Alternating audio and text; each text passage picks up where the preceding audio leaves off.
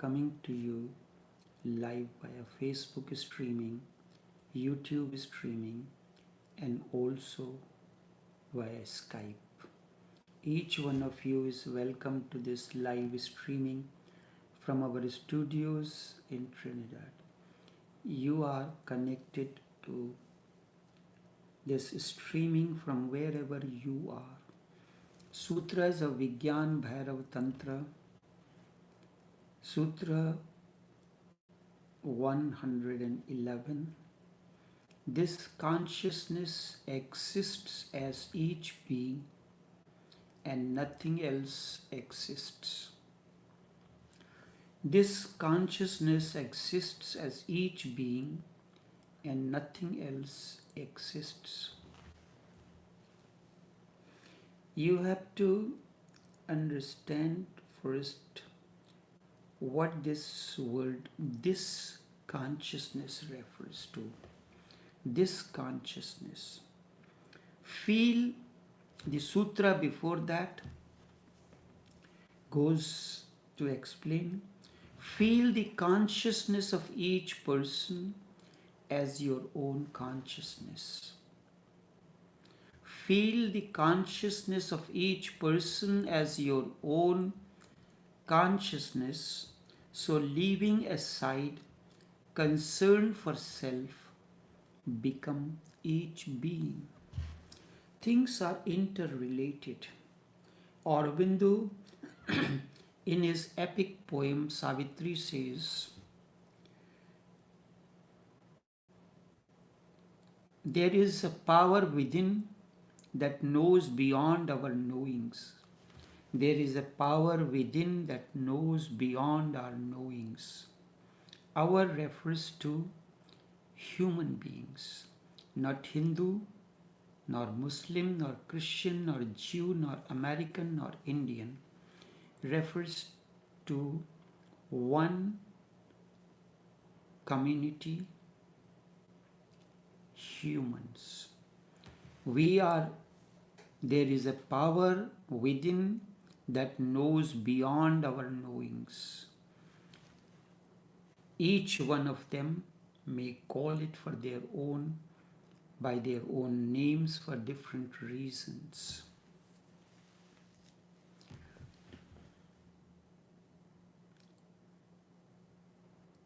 We are not aliens nor as strangers join.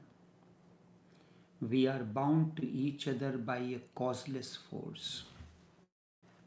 There is a power within that knows beyond our knowings.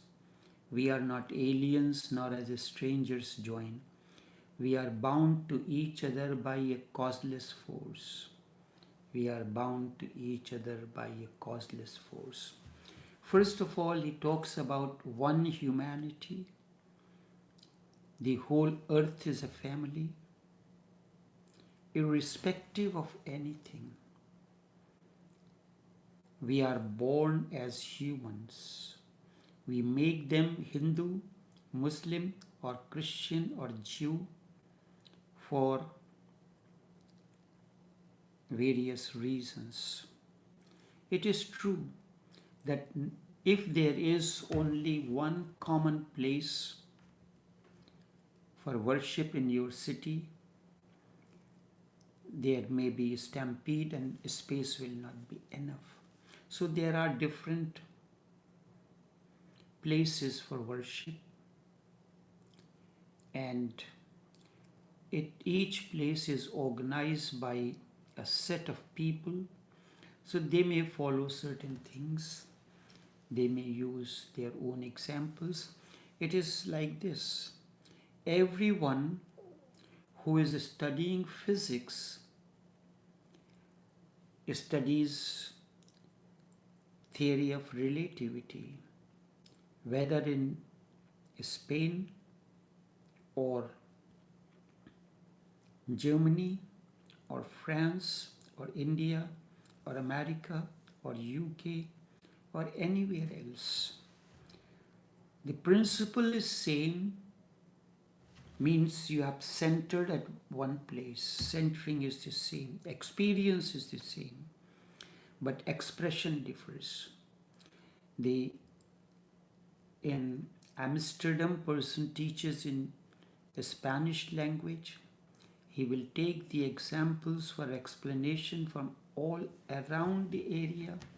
So will an American do, so will an British will do, so will an German will do. The experience as regards to theory of relativity is concerned is same for all of them, but their expressions and examples are different.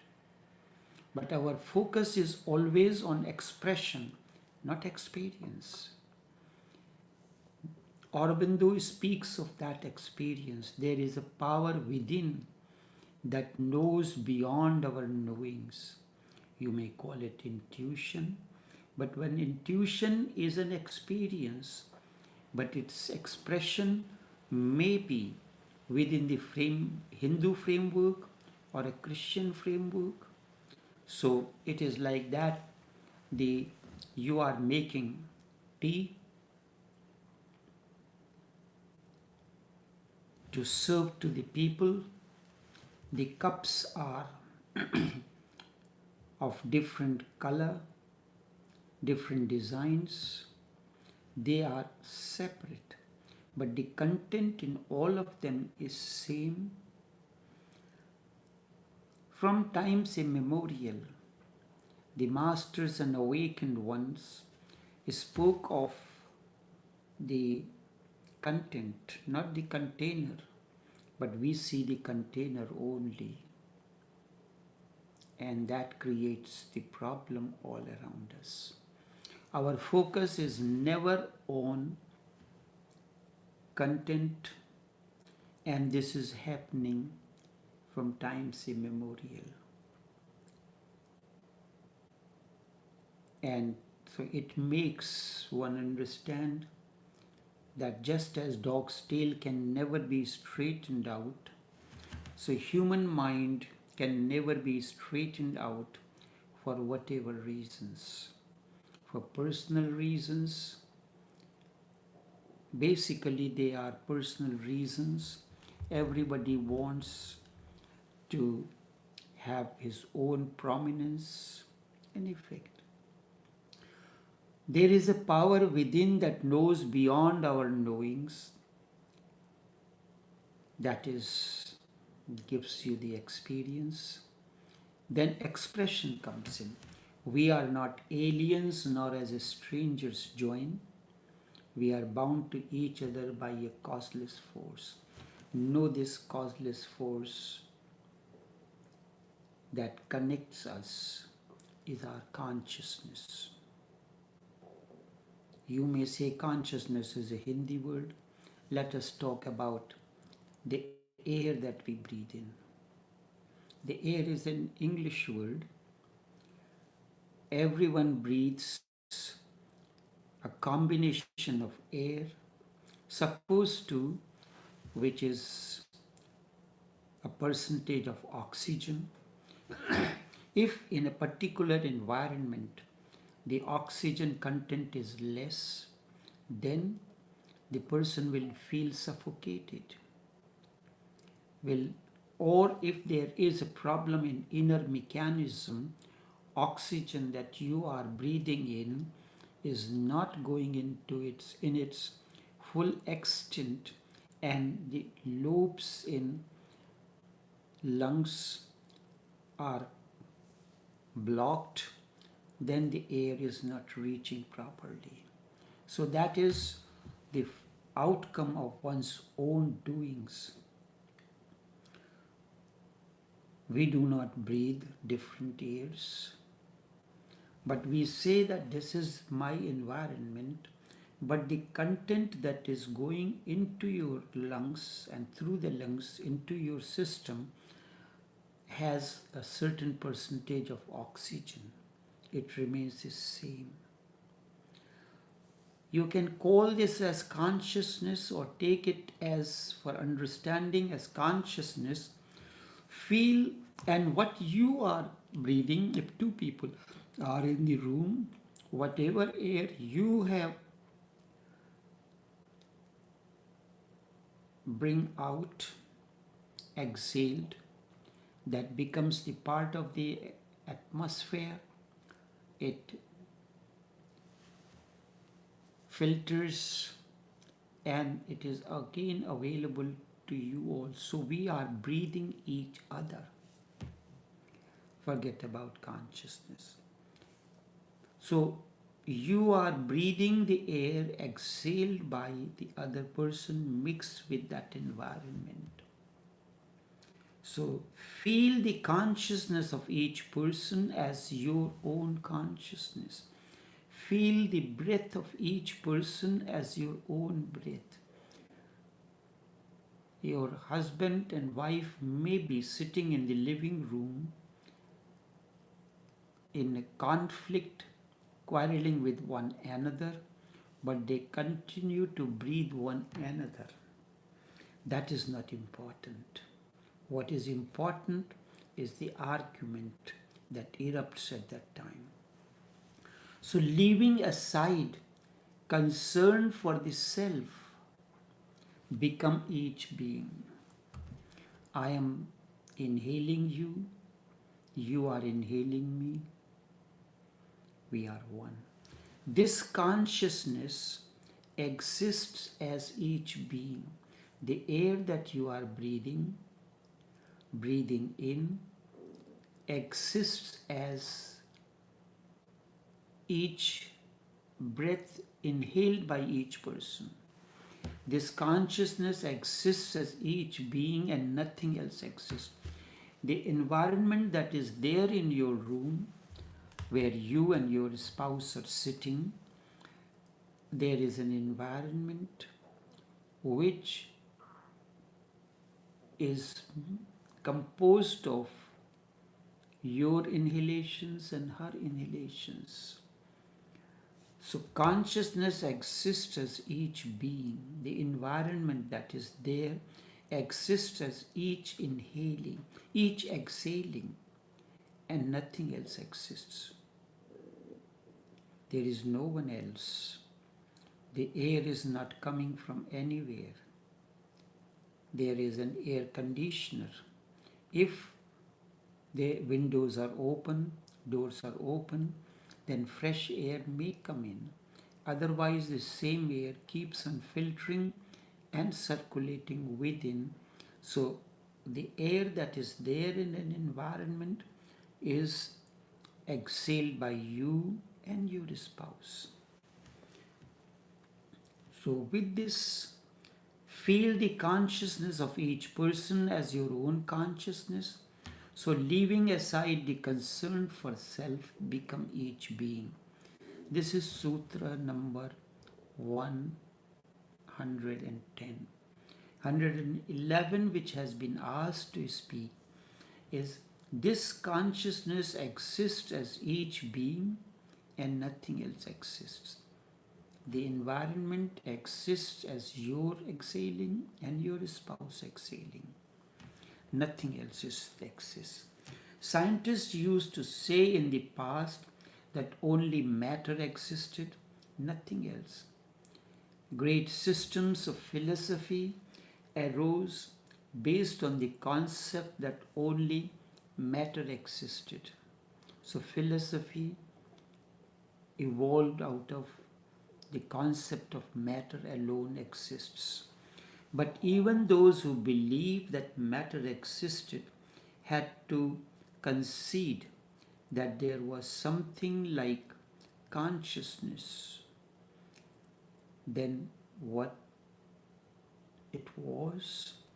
They said that consciousness was just an epiphenomena, just a byproduct of matter. It used to be thought earlier like that. Epiphenomena is a byproduct of matter. It was nothing but matter in disguise. Something very subtle but very material. But this half century has seen a different understanding. A miracle happened. Scientists tried and tried to find out what matter was. But the more they tried, the more they came to realize that there was nothing like matter. Matter was analyzed, and it was found that it had disappeared.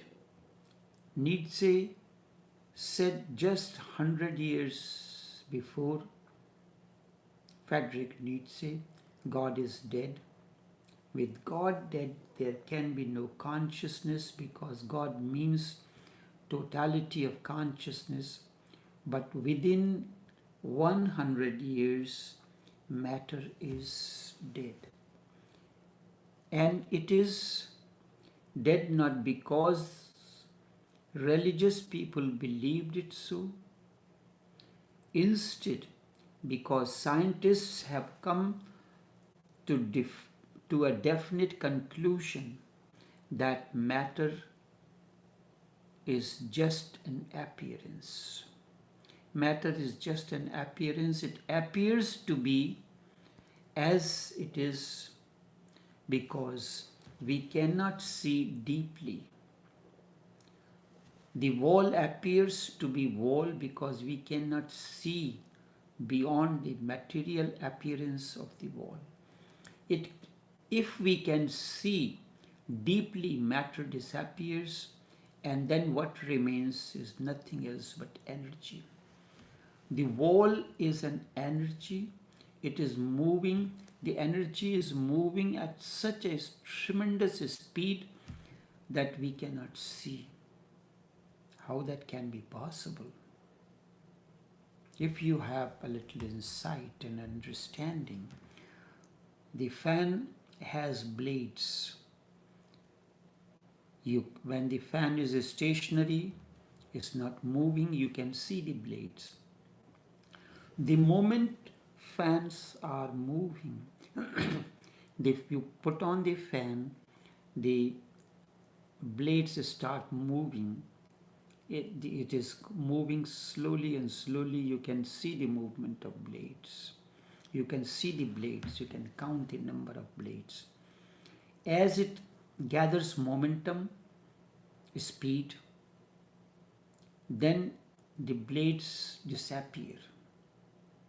There seems to be a certain presence which is contrary to blades. So the energy through the blade is moving at such a tremendous speed that blades disappears. The appearance disappears. Science have discovered this. Scientists tried to find out what matter was. Matter was analyzed, and it was discovered that it appears to be as it is because we cannot see very deeply. We do not have the eyes to penetrate through the moving blades to see this, because blades are moving at a great momentum speed. So matter disappears. Then what remains is only energy. This phenomena of energy is non-material energy force. Non-material energy force has been known by the mystics since long ago, in the Vedas, in the Bible, in the Quran, in the Upanishads. All over the world, mystics have penetrated into existence and have always concluded that matter is just an appearance. Deep down, there is matter ceases to exist, only energy is there. With this, science now agrees. And the mystics have said one thing more, which science has yet to agree with, but with which it will have to agree one day. The mystics have come to another conclusion as well. They say when you penetrate deep into the energy, energy also disappears. And then what remains is consciousness. Consciousness, when it interacts with the mind phenomena, a thought appears. Thought, when interacts with the body, actions come. So, when we penetrate deep within the energy layers, the energy also disappears. There remains only the consciousness. What Aurobindo says, there is a power within that knows beyond our knowings. We are not aliens nor as strangers join. We are bound to each other by a causeless force. So there are three layers. Matter is the first layer. This is the surface. If you penetrate the outer layer, the surface, then the second layer becomes available to you.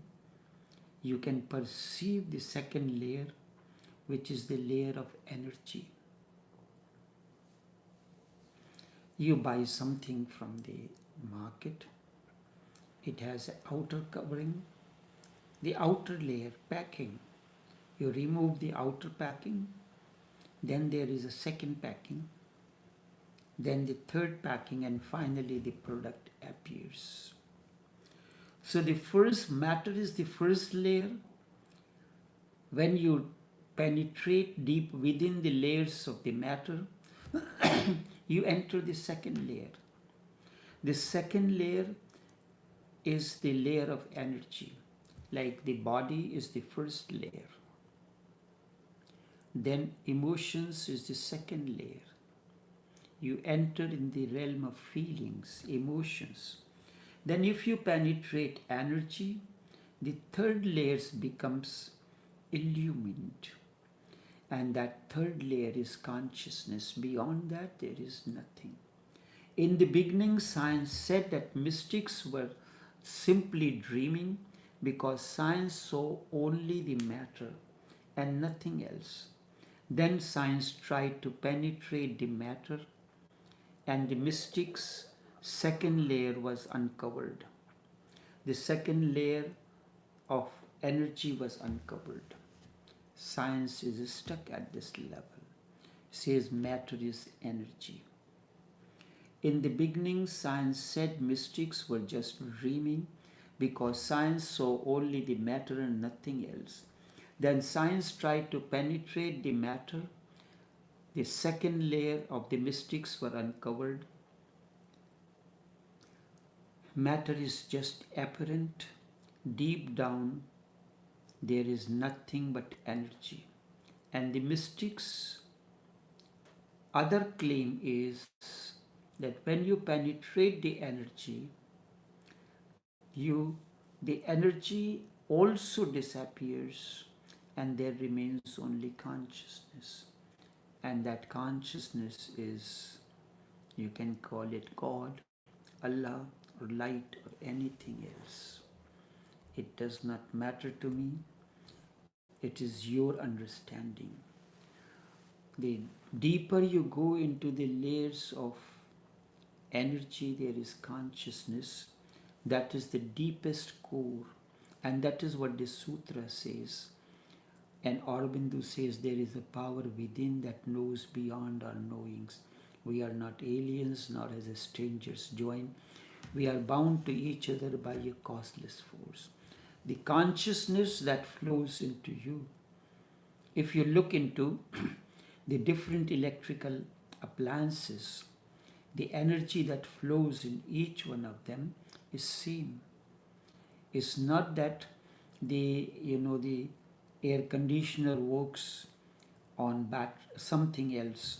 All the electrical appliances are working either on the energy that is generated by electricity or battery power. And then its manifestations differs. So air conditioner's experience is with the electric current, but its expression is to give you the cold air. The expression of the stove is to give you heat so that you can cook your food according to your convenience, according to your need. And this is why, just as electricity has has numerous, innumerable number of electrical appliances, if you call them as God, as electrical gods or demigods, it will not be unfair. Same way, all the Hindu gods and goddesses, they are nothing else but different god appliances. They are made to perform energy, expresses in a particular manner to perform a particular role. Electric current, when it expresses itself through the body mind intellect of a stove, it helps you to cook your food. It gives you a little bit of warmth, little bit of heat, but that heat cannot be replaced with the central heating system which is needed during winter in your house. So just as you can call the electrical appliances as electrical gods and goddesses, you can call all the Hindu gods and goddesses as god appliances for your understanding.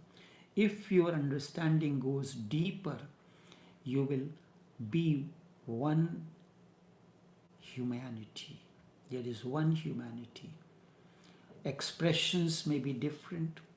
You may dress up differently than me, depending on your role. If you are working on the field in civil engineering, you have to use a personal protective gear, a particular kind of shoes, a particular kind of a helmet. If you are walking on the road, you have to use a jacket which shines in the dark also, so that you can be protected. If you are working as a managing director, you have to use a different kind of attire. If you are working in your restroom, you have to use a particular kind of a garb or no garb. If you are working in the garden, everything differs based on the purpose that you are in. So that does not change the person that you are. Your appearances, your mannerism changes based on the role that you are performing in a particular point. You may have the garden in your office. So one day it decides that everybody will participate in the garden to take care of your CEO, the managers, the assistant managers, all come in one way. They will not come in their three-piece suits. They will come in an outfit which is suitable to work in the garden. Each will be performing, but their capabilities are different. If you penetrate into your body, these three layers are there. Just on the surface is your body. The body looks material. It decomposes, it goes through the process of dissolution, process of breakdown. But deep down there are currents of life, which is life force or Ellen White, or orgone as William Reich calls it, the energy, orgone, the vital energy. Without that vital energy, your body would cease to exist, and it will appear like a corpse. This is what happens when a person is dead. The life force retreats and it is not available there. It is no more there, life force. And the person is declared as dead. Without that life force, your body is just a corpse. It is alive with something flowing in. That flowing something is energy, but deeper, still deeper, you are aware that you can witness. You can witness both your body and your vital energy. This witnessing is your consciousness. At times when you go deeper into meditation, you experience that your body there is a material body, there is a subtle body, the astral body. During meditation, both are connected to one another, but in certain experiences of the meditation, it appears that your subtle body comes out and is seen elsewhere. This is what phenomena is known as astral travel. Sometimes you have experience that you are going somewhere, all of a sudden someone appears from nowhere,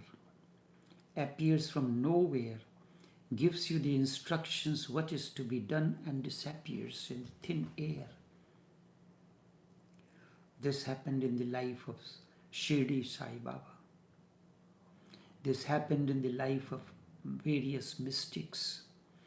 They simultaneously appeared at two places. The physical body remains at one place, but through astral body they travel and reach to another place. Sometimes it happens the astral body comes to you to give instructions as your own voice. So all of a sudden you feel that the Master is telling me that the time has come for me to leave. I had promised you that I will call you the last moment. Come now. I don't have much time. So it is the voice of the Master, the unknown and unknowable, is reaching through you as your own voice. You have to learn to trust it. So the first layer is matter. Deep down is the life force or Ellen White or orgone. Without that, your vital body will just, the gross body will just be a corpse. It is alive with something flowing in it. That something that is flowing within is energy. But still deeper, you can witness. Certain masters, they have witnessed their moments of death. They keep on explaining that the life force or the Ellen White or orgone is moving from toes, so the toes are no more alive. It is reaching here. Lalaji explained this to the people who were in the room. Maulana Abdul Ghani, his son Jagmohan Narayan, Brij Mohan Lal, my grandmother Shakuntala Devi, and Lalaji's wife Jai Devi, and Chachaji.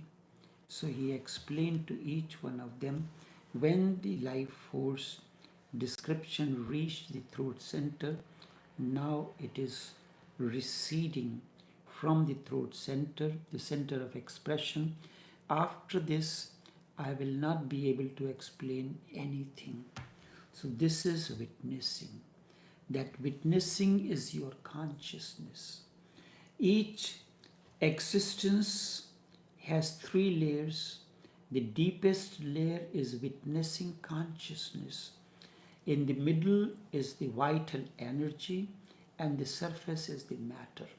Matter you see, energy operates. You see the electric stove, but you do not know how the electric stove works. All you know, there is an electric current flowing into it, electric current activates the appliance. Just this week, I noticed my countertop oven stopped working. So that hour I used the other oven, but then I thought that maybe it is not connected directly to the electrical socket. It is connected through a thermostat extension, maybe something there. So I checked it, there was light, but then I observed the plug. It was not properly put in. So the moment I did it, the tabletop stove got activated, came alive. So you know it is because there may be an electrical connection or the electric current, the power supply is cut off, that's why it's not working. So you check it and you put it back into it. This is the energy layer. So sometimes when this functioning happens, you use your home remedies or you go to consult a physician that there is a particular malfunctioning in this particular part of the body, and because of that the energy is not flowing through, or this and that and so. This is vital energy, and just this is the second layer, and the deepest layer is witnessing consciousness. So this technique, this consciousness exists as each being and nothing else exists. What are you? Who are you?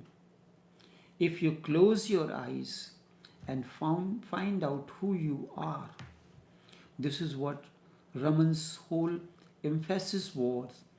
Who am I? Who am I? Am I the jacket that I'm wearing? Today I'm wearing a black jacket, tomorrow I may be wearing a blue or brown jacket. Today I'm wearing a white shirt, tomorrow maybe any other color. So if you close your eyes and try to find out who you are, ultimately you are bound to come to this conclusion that you are consciousness. If you take the onion, start removing the layers upon layers, and then in the end what you will find? You will not find onion, you will find emptiness.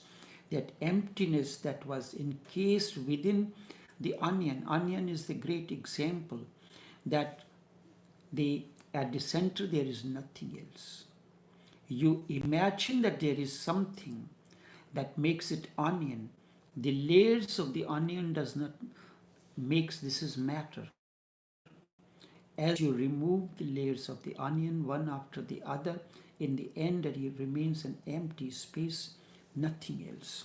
And that inner space, the inner space merges with the outer space is in such a way that you cannot even witness it.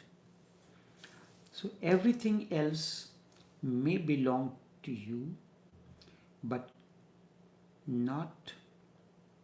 you are not that. Your jacket belongs to you, your shirt belongs to you, your skin, your layers, everything belongs to you. But you can be aware of the body just as you can be aware of the jacket. When you go to a shop to buy the new outfits, you put on a jacket, you are aware that you are putting on a jacket, trying out. Then you take it off, it becomes separate, but it is separate from you. Everything else may belong to you, but you are not that. Every clothes, outfit that you have in your cupboard belongs to you, but it is not you. It defines you. It gives you the protection, but it is not you. Thoughts gives you protections. Thought helps you to express yourself, but thought is not you. The body becomes an object of knowing. Body becomes an object of knowledge, and you become the subject. You can know your body. Not only you can know, but you can manipulate the body. You can manipulate your jacket. You can activate it or you can make it inactive. You can put it on or you can put it back in the cupboard. You are separate from it. So you can change the jacket, you can change the shirt, you can change the shoes. You can do something with that which is not you. You can do something with your body. And not only with your body, you can do it with your mind as well. You can become aware of your mind also and the thought process, your conditionings. If if thoughts move, you can see them and you can do something with them. You can make them disappear completely. You can become more thoughtful. You can concentrate on your consciousness, you can focus your consciousness on one thought and not allow it to move anywhere. That thought remains in the forefront. That sometimes happens. A particular thought remains floating in our sky. You can focus yourself on that and make it remain there. Or you can allow the thoughts to river. Make them river-like flow of thoughts. You can do something with your thoughts. You can dissolve them completely until there is no thought. That is what happens sometimes in a state of deep meditation. But still you are. You will know that there is no thought. A vacuum has come into your being, but you will still be there, witnessing that vacuum. The only thing you cannot separate from you is your witnessing energy, witnessing consciousness. That means you are that. You can separate yourself from it. You can separate yourself from everything. You cannot separate yourself from that witnessing energy or witnessing consciousness that always is. That was there in the beginning. It grew as your body and your conscious, as your body grew, as mind developed. And you can separate yourself from everything else. You can separate from thought, you can separate from the body, you can separate from matter. You can know that you are not the body, you are not the mind. You can know that you are not the thoughts. You cannot know that you are not witnessing. Because whatsoever you do, witness will be there always. You cannot separate yourself from witnessing. That witnessing is consciousness. That witnessing is the God element. And unless you come to the point where separation becomes impossible, you have not known yourself. The entire emphasis of Vigyan Bhairav Tantra through various techniques is to reach to that point that you have reached to that element, reach that state where you are inseparable.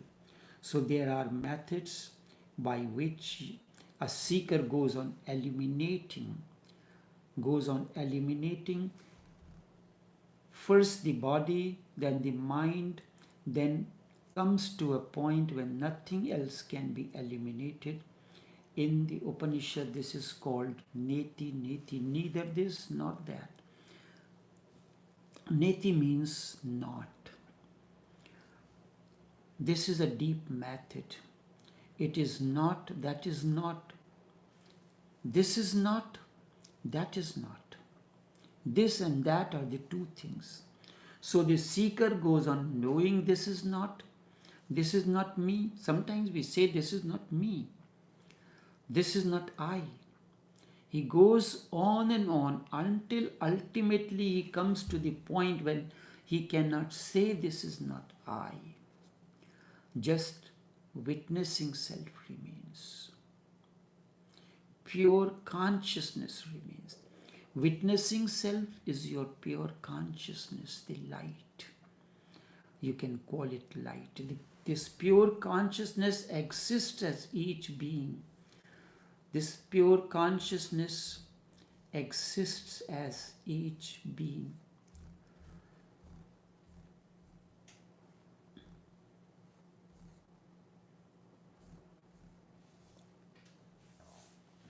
You have to keep on eliminating things slowly and slowly until you reach the point where the matter disappears, energy disappears, there remains witnessing. I thought this will finish today, but the explanation is more. I have to take certain examples to continue this explanation, because I'm trying, my effort is to go as deep and take you as deep as possible within our limitations. So only this much for this morning. Tomorrow we have to conclude this sutra. Until then, take care and do have a pleasant day.